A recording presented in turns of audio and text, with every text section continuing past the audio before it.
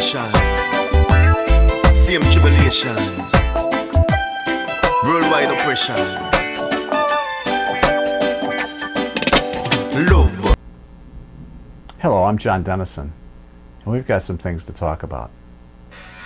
One of the things that has concerned me greatly as I've been observing the awakening of humanity is the fact that many that seem to be awakening are so much into themselves that they have really lost sight of the big picture. They somehow got the impression that it is just about them. And I hope you're not one of them, but if you are, let me give you a few thoughts that might help you understand where I'm coming from.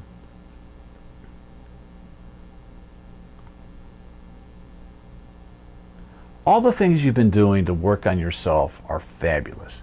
They are necessary to evolve yourself to the next step on what your journey is. Whatever is needed for your own evolution is what is going to occur in your life. And sometimes we get so caught up in this process that we lose track of the fact that our lives aren't lived in a vacuum. We don't live alone. And the situations of our lives are not meant just for us. The things that affect us affect other people, especially our awakening. You've been working on yourself so hard, and I really congratulate you on everything you've done, that you've to let go of the old beliefs and form new ones that are better suited to try to get you where you want to go.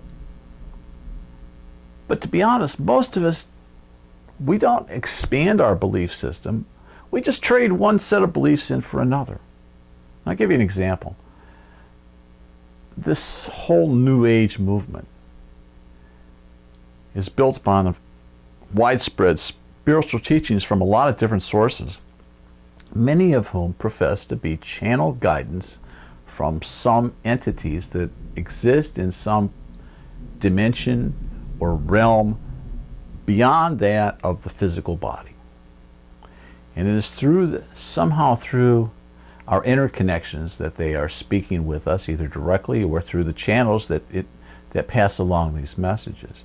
And believe me, there have been some absolutely wonderful messages, and if you look at the general course of all of them in their totality, you will see that they have had they tend to come in sequence, and they work together. Like you'll see channels of different beings, different masters, so to speak, or angels, at various places around the world, and they all have a similar message. And this is because they're all tuned into a similar source. That source is trying to get us all to awaken, and it's sharing this new information to us through many different outlets. Hopefully that we will find the one that we resonate with and we'll listen to and use it enough to loosen the hold of our existing beliefs so that we can consider something more. And it is through this process of challenging our own beliefs and considering more and adopting that and incorporating those into our lives that we grow.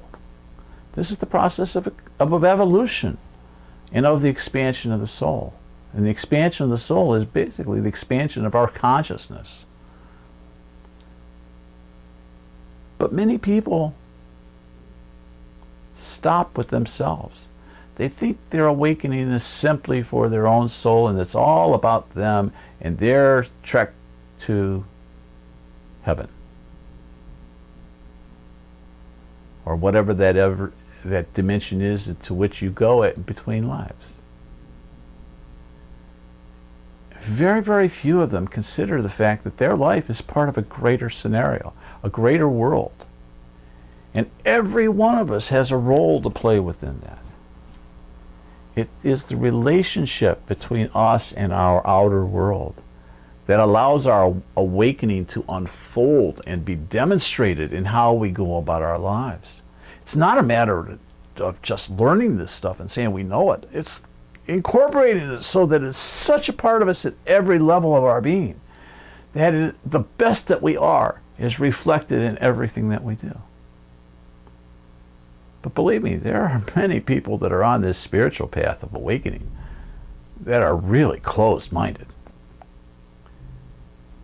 And if they are, if you're one of them, then perhaps you're holding a little tightly into what you think you believe, what you think you know. For truly, none of us really know anything. We only think we know.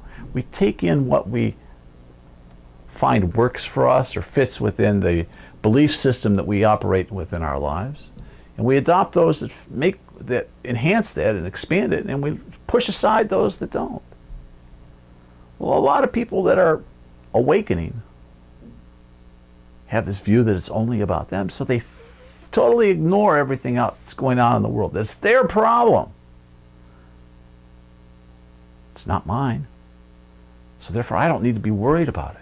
I don't need to be concerned about the way business is done and the corporate irresponsibility that we see in our world. It's not my problem that we have greedy politicians who are willing to sell their souls and their votes for power. Or there are those with wealth and means behind the scenes who are willing to give them their money to have influence with those people that are pulling the strings of power. Yet, every one of us is part of that world. We contribute to the way it is. Our beliefs make it that way. Not just my belief or your beliefs, but the collective beliefs of all of us. It's the interaction of all those beliefs that form the consciousness that calls forth the type of leaders and the type of government that we have and the type of institutions that are operating within it. But if we are acting as if it's only about us, we're insensitive to how we affect or are affected by the common reality. Instead of trying to say, what is our role within that reality and what do we have to contribute to making things better? We didn't just come here to go through the lives of our own lives and forget about everything else.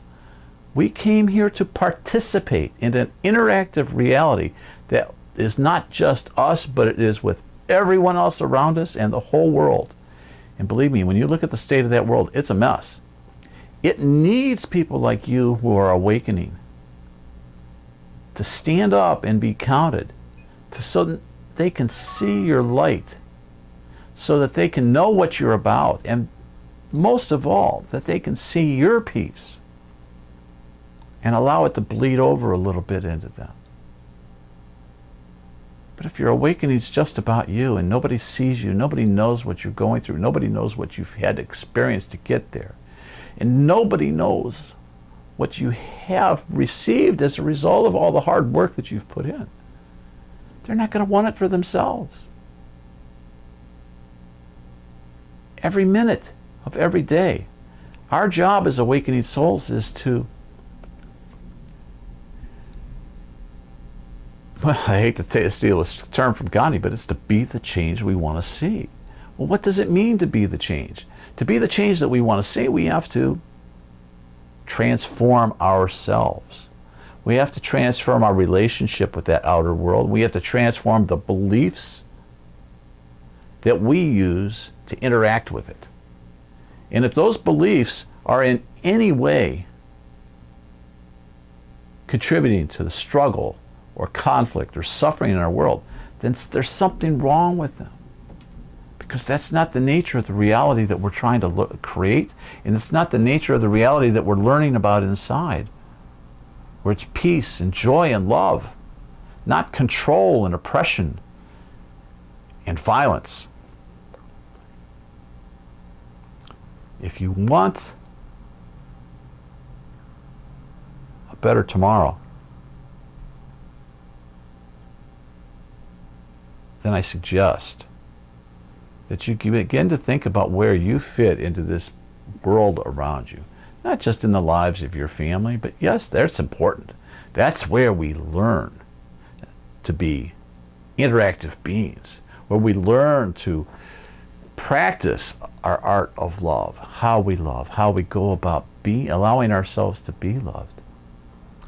But again, in those relationships, we have to be sensitive not to bring the seeds of the problems from before. Our personality issues, our fears, and our runaway desires, and our misperceptions and misinterpretations, and all the scars we've picked up along the way. If those are still there, and we're allowing them to poison the well of our future, we're going to get more of the same. You are an awakening soul. You have a much greater responsibility than just to be aware of yourself and your own responsibility, your own place in the world. You have a responsibility to the whole. It is this sense of wholeness that we are all working to find and to manifest. But it's not just the wholeness of me, John, or you, whatever your name is. It's not just the wholeness of us with our souls and from them the source behind that. It's the wholeness of all of that that comes forth and manifests itself within the world to show the world the light that we have found, to put it to work so that we can become more than we are, so that our world can be more than it is. But you can't do it by sticking your head in the sand or sitting on the sidelines. It's time to wake up. It's time to put to work what you have been trying so hard to develop. And yeah, you might fall along the way. You might fall back into old habits. You might just not exhibit the kind of personality or way of interacting with people that you think is really reflective of a loving being that's within you. Well, guess what? In the next moment, you're going to get to do a little better. You're going to try again. So please, today, be aware of your relationships with the people that you in your life, the ones that you interact with. Be aware of your relationship with the other people in your lives. Be aware of how you contributed to their peace and they to yours. Be aware of how you go about your interacting. And when you allow the dramas of your life to take over and steal your peace. And most of all, be aware of what you can do to make that realm around you a little bit better place. You've been working so very hard to get what you've got, to awaken to the possibilities that you are. Do you really want to just take them to your grave with you? Or do you want to show them to the other people that you come across?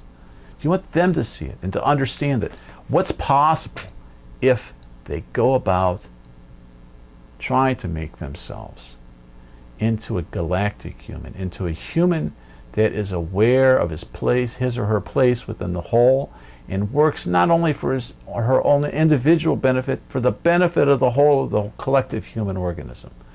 We have to evolve to a place to where there are no boundaries, where there are no countries, where there are no divisions. We have to find a way to dissolve these illusions that we use to keep us separate and apart from each other. And that starts with how we look at our own spiritual selves and reflect that back to other people. Those of you who are watching this have a lot of different religious backgrounds. And some of those beliefs of those backgrounds may not agree with what I'm saying, and that's all right. I don't want you to believe me, and I don't want you to agree with me. I want you to test it all for yourself with your own intuition. I want to ask you, do you think you are just here for you? Or do you think there is something you have to add to the other people in your lives? To the system under which your life takes place? That would be the government, the financial system, the community organizations. Do you have something to add to that? Or are you just going to be a taker? Are you just going to come here and take whatever you need to make for your own enlightenment, and you're going to come back another time in another life to try to build a better world. I believe that the key to building a better world is what we do with it right now. All we have is now. We don't have tomorrow. We don't have next week. We have now. And that's all we've got. And if you want to have a world that you can live in, now is the time to start. Now is the time to bring your awakening to the fore and to allow it to be your calling card to the world, to tell them, hey, I am an awakening soul, and I stand for the light that shines for me, and I am not only going to allow this light to transform me, but I'm going to allow it to shine through me to help illuminate that which is in our world, which requires evolving as well. This is the challenge we awakening souls have. You're up to it. I'm up to it. And we're going to get it done. Stick with us. I promise you, we're going to find a way. God bless you indeed. At the same situation, same tribulation, worldwide oppression.